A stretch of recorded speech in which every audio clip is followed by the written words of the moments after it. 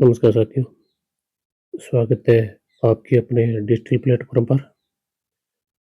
आज अपन शुरुआत करेंगे राजस्थानी साहित्य।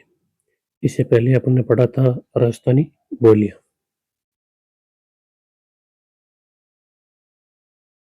राजस्थानी साहित्य। राजस्थान साहित्य का इतिहास एवं परंपरा।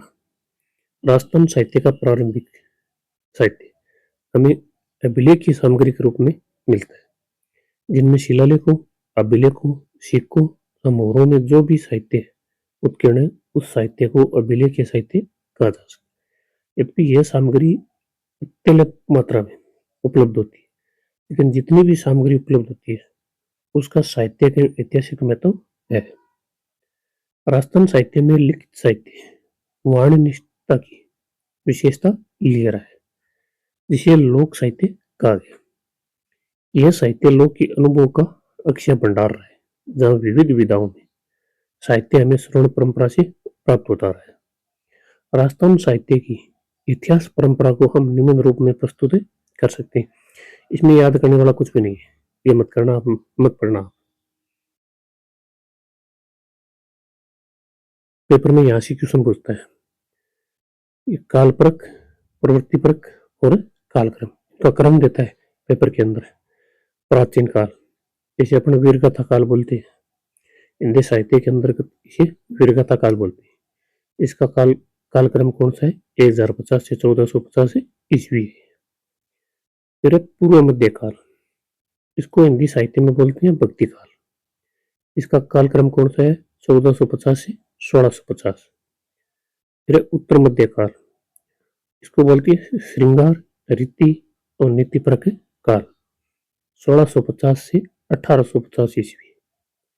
फिर आधुनिक काल, विविध विषय विधाओं से युक्त, 1850 से अधिक यानी अभी तक जो चल रहा है आधुनिक काल। इनके एक तो ये ईस्वी याद रखनी है, और दूसरा इनका ये कालक्रम है, ये याद रखना है कि भी कौन सा है, क्रम से याद रखना है। ये भी दे सकता है, देख के सकता है पेपर के अंदर दिए गए पीछे के कर्मचारी चयन के बोर्ड के पेपर है, उनको उठाकर देखना एक बार, उसमें आपको कंफर्म पेपर के अंदर ये प्रश्न मिलेगा। इनका कालक्रम दिया मिलेगा आपको भी, कौन सा 1 नंबर पे, कौन सा 2 नंबर पे। इन चारों का क्रम याद करना। आपको पहले आएगा वीरगाथा काल, उसके बाद भक्ति काल, उसके बाद श्रृंगार, रीति एवं नीति प्रकाल, और फिर विविध विषय विधाओं से युक्त।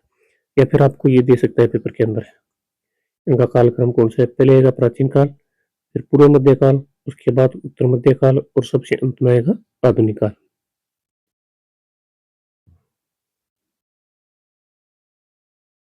फिर 1 नंबर पे अपना प्राचीन काल, इसको अपना वीरगाथा काल बोलते हैं। इसका कालक्रम क्या है?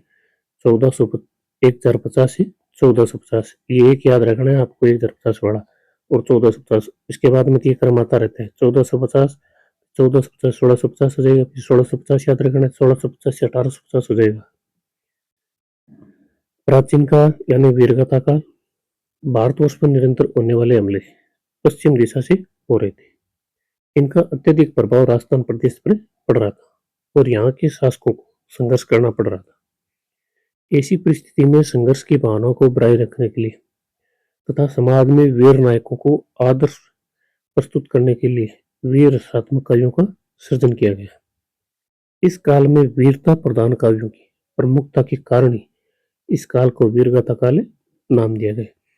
वीरगाथा काल नाम किस लिए दिया गया कि इस काल में वीरता प्रधान काव्यों की प्रमुखता होने के कारण इस काल को वीरगाथा काल नाम दिया गया। इस काल की महत्वपूर्ण रचना श्री द्रव्यास के रणमल चंद है। यह आपको पेपर में देके पूछ सकता है कि श्री द्रव्यास के रणमल चंद है जो रचना है वो किस काल से संबंधित है? प्राचीन काल यानी वीरगाथा काल से संबंधित है। इस काल में जैन रचनाकारों की रचनाएं भी उल्लेखनीय रही। फिर 2 नंबर पर पूर्व मध्य काल है, इसको अपन बोलते हैं भक्ति काल। इसका काल है वो 1450 से 1650 ईस्वी। राजस्थान के इतिहास में संघर्ष का लंबा इतिहास रहा है। इन युद्धों ने धर्म और संस्कृति को व्यापक रूप से प्रभावित किया।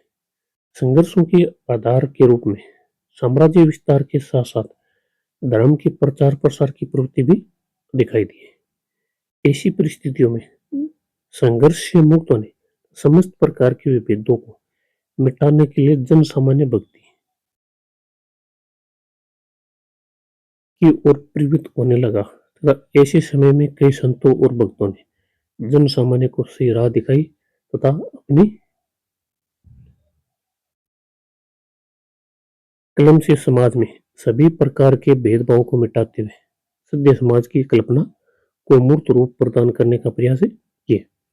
इन संतों तथा भक्तों की रचनाओं की अधिकता के कारण ही इस काल को भक्ति काल नाम दिए गए। संतों भक्ति की रचनाओं की अधिकता के कारण इस काल को भक्ति काल नाम दिया। इसी काल में विभिन्न संतों और उनके द्वारा प्रवृत्त संप्रदायों से लोग अपनी गहरी पेट बनाई और लोगों ने उसके मार्ग का अनुसरण किए।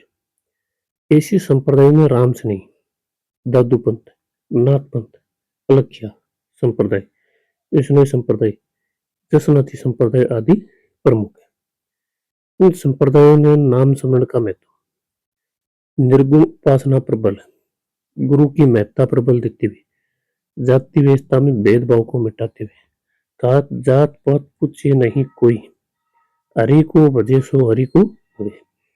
ये नाम दे सकता है कि आपको इन संप्रदायों में नाम स्मरण का महत्व है। पूछ सकता है कि भक्ति काल का वो इसमें से भक्ति काल का वो कौन सा कथन है वो ए सकते हैं। नाम स्मरण का महत्व निर्गुण उपासना पर बल दिया था इन्होंने, गुरु की महत्ता पर बल देते हुए जाति व्यवस्था में भेदभाव को मिटाते हुए कहा जात पात पूछे नहीं कोई, हरि को भजी सो हरि का हुए। ये दो लाइन याद करनी नीचे बढ़े। लेकिन साथ ही सगुण भक्त कवियों ने भी अपने आराध्य देवों की वंदना एवं महिमा गान अपनी रचनाओं के माध्यम से किया। इस प्रकार की रचनाओं में भक्त शिरोमणि मीराबाई के भक्त उत्ते और ये सगुण वाले और वो ऊपर वाले थे निर्गुण वाले। पृथ्वीराज राठौड़ की वेली किसने रुक्मणी दी, ये याद करना है आपको। इनमें मीराबाई के पद है और पृथ्वीराज राठौड़ की वेली किसने रुक्मणी दी होगी। माधोदास ददवाड़िया की राम रस, ये पेपर के अंदर बहुत बार पूछा गया। इसकी रचना का नाम क्या है। राम रसो किसकी रचना है, तो मिलान वाले प्रश्नों में दिया जाता है। और एक है ईश्वरदास की, ईश्वरदास की रचना है हरिरस, एक ये याद करनी है। और फिर एक ये देवयान सयाजी झूला की नागदमन, ये तीन तो क्यों नंबर में याद करनी है। और ये पृथ्वीराज राठौड़ वाले ये तो नॉर्मल है, सभी को याद है। इसमें माधोदास ददवाड़िया की राम रस और ईश्वरदास की हरिरस, देवयान सयाजी झूला की है नागदमन। इसमें ये तीन याद करनी है। हर पेपर के अंदर कर्मचारी से बढ़िया प्रश्न पूछते हैं। ये तीनों इंपॉर्टेंट है, ये याद कर लेना।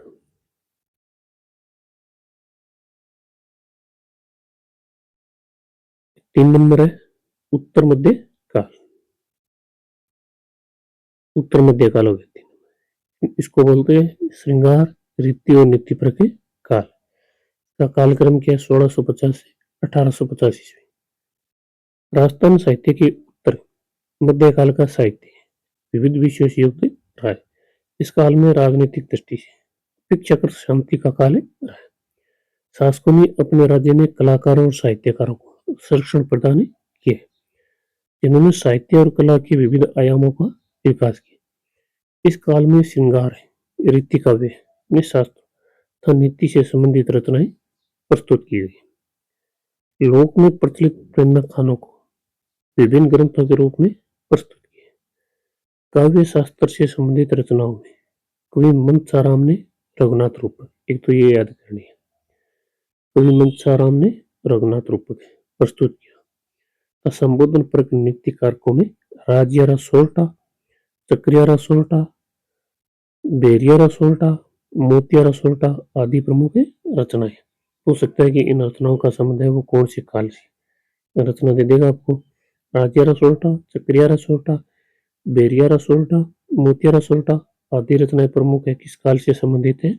उत्तर मध्य काल मिलेगा पेपर के अंदर, या फिर ये नाम मिलेगा आपको श्रृंगार रीति और नीति प्रकाल से संबंधित। 4 नंबर है अपना आधुनिक काल, विविध विषय एवं विधाओं से युक्त 1850 से अद्यतन यानी अभी तक। भारतीय स्वतंत्रता संग्राम से के पहले संग्राम यानी 1857 के पश्चात समाज में नवीन चेतना का संचार हुआ, जिसका व्यापक असर समाज के सभी वर्गों पर पड़ा और साहित्य भी इसी अछूता नहीं रहा। साहित्य में आधुनिक चेतना का संचार हुआ, इसे साहित्य में आधुनिक काल का नाम दिया गया। राजस्थान साहित्य में चेतना का शंखनाद है मारवाड़ के कवि राजा बांकीदास और बूंदी के सूर्यमल मिश्र ने किए। ये याद रखना कि राजस्थानी साहित्य में चेतना का शंखनाद 1921 के द्वारा किया गया। मारवाड़ के थे कवि राजा बांकीदास और बूंदी के थे सूर्यमल मिश्र, जिनके क्रांतिकारी विचारों से समाज में चेतना जागृत तथा इस चेतना को आगे की पीढ़ी के साहित्यकारों ने जगाए रखा, जिसका सुखद परिणाम हमारे देश की स्वतंत्रता प्राप्ति के रूप में प्राप्त हुआ। आधुनिक राजस्थानी की साहित्य की गद्य और पद्य विधाओं से में प्रचुर साहित्य सामग्री का सृजन हो रहा है। गद्य और पद्य के मिश्र को उसको चंपू बोलते हैं और उस साहित्य सामग्री के आधार पर राजस्थान साहित्य की परंपरा अत्यंत सुदृढ़ तथा महत्वपूर्ण है। इसमें ये याद रखना आपको, ये एक लाइन याद रखनी है,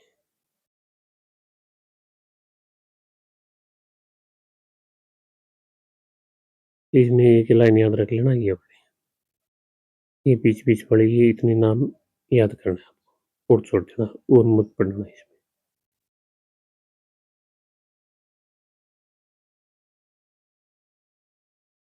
फिर है राजस्थान की गद्य पद्य की विशिष्ट शैलियां, इसमें एक नंबर पर है ख्यात है। इसके अंदर ये इसमें तो बहुत प्रश्न पूछे कर्मचारी चयन बोर्ड में। देशीय राज्यों के राजाओं ने अपने समान सफलताओं और विशेष कार्यों आदि के विवरण के रूप में अपना इतिहास लिखवा कर संचित किए। यह इतिहास ख्यात कहलाता है। अब आपको पेपर के अंदर ये इतने लाइन देगा कि विदेशी राज्यों के राजाओं ने अपने समान सफलताओं और विशेष कार्यों के विवरण के रूप में अपना इतिहास लिखवा कर संचित किए। निम्नलिखित में से किस में संचित किया है? एक तो आपको ख्यात मिलेगा और 3 ऑप्शन और मिल जाएगा। आपको ध्यान रखना है कि आपको ख्यात में किए। देशी राज्यों के राजाओं ने अपने समान सफलताओं और विशेष कार्यों आदि के विवरण के रूप में अपना इतिहास लिखवा कर संचित किया है। यह इतिहास ख्यात कहलाता है। दयाल श्री ख्यात में बीकानेर के राव बिक्का जी से लेकर महाराजा अनूप सिंह तक का इतिहास संचित है। ये पूछ सकता है पेपर के अंदर कि भी बीकानेर के राव बिक्का जी से लेकर महाराजा अनूप सिंह तक का इतिहास निम्नलिखित में से किसके अंदर संचित है? कौन सी ख्यात के अंदर संचित है? दयाल दासरी ख्यात में। मुनुत श्री द्वारा रचित मुनुत श्री ख्यात इस परंपरा की विशिष्ट रचना है। ये दो ख्यात याद रखनी है आपको। और फिर एक इस ख्यात के अंदर ये राव बिक्का जी से लेकर और महाराजा अनूप सिंह तक का इतिहास वर्णित है। कौन सी ख्यात में? दयाल दासरी ख्यात में। और ये तो इनका मान सम्मान और ये सफलता ये है ना, याद रखना है कि भी कौन सी ख्यात के किसके अंदर है, ये ख्यात में है। इनके अंदर तो कौन प्रश्न पूछता है, आपको इसका थ्योरी दे देगा और फिर पूछेगा भी ये किसके अंदर है। अगली है वचनिका। संस्कृत के वचन शब्द से बना वचनिका शब्द एक काव्य विधा के रूप में साहित्य में प्रचलित हुआ है। वचनिका एक ऐसी तुकांत गद्य पद्य रचना है जिसमें अंत्यानुप्रास मिलता है, यदि इसके अपवाद भी मिलते हैं। राजस्थानी भाषा की दो अत्यंत प्रसिद्ध वचनिकाओं में यह वचनिका है। शिवदास गार्डन कृत अचलदास खींचरी वचनिका। ये पूछ सकता है भी अचलदास खींचरी वचनिका किसकी है? शिवदास गार्डन की। और तथा खेड़िया जग्गारी कही राठौड़ रतन सिंह महेश दासोत्री वचनिका। ये भी याद रखना है आपको कि भी राठौड़ रतन सिंह महेश दासोत्री वचनिका किसकी? ये खेड़िया जग्गारी कही इनकी रचना है। ये दो वचनिका याद रखनी है आपको पेपर के अंदर। और एक ही याद रखना है कि वचनिका वचन शब्द से बना, ये याद रखना है। दो चीज याद रखनी है इसमें। फिर है द्वावेत। द्वावेत कलात्मक गद्य का एक अन्य रूप है जो वचनिका काव्य की तरह ही है। वचनिका राजस्थान में लिखी होती है। ये पूछ सकता है कि वचनिका किस भाषा में लिखी है? राजस्थानी भाषा में। किंतु द्वावेत उर्दू और फारसी के शब्दों से युक्त है। याद रखना है, ये भी राजस्थानी भाषा में लिखी है और उर्दू और फारसी के शब्दों से युक्त है। इसमें कथा के नायक का गुणगान, राज्य वैभव, युद्ध, आखेट, नक्षिक आदि का वर्णन तुकांत और पूर्वायुक्त होता है।